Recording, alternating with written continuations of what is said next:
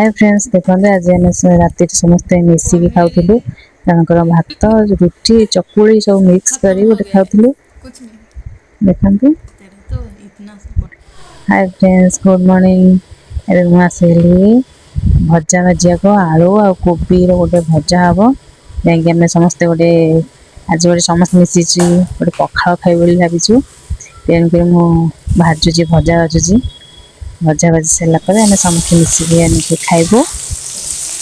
बस आज खाली सिंपल भजा ही आज हम।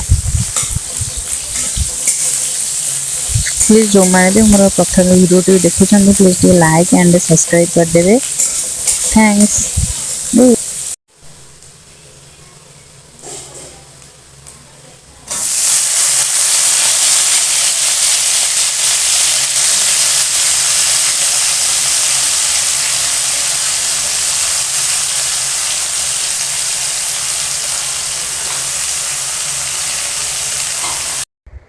भजार मो बीन्स पकई आ कोबी आलू ये हल्दी पकईनेली लुण टे पकईने घोड़ी नेबी बस 2-3 मिनट भर मोर भजा टे रेडी हो पखाड़ सहित गरम गरम भजार मजा ए किसी अलग ही आसो।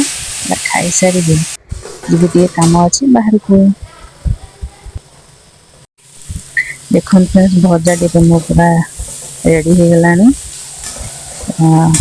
पूरा भलसे पूरा भाजी गलानी। एबे जाऊँ देख पखाड़ सांगे गरम गरम भजा आ मो सांगटार भी पखाड़ भजा एकाठी मिसिकी आनी देचु कंचा लंका आ गोटे बरकोली चकटार गोटे चकटा हम।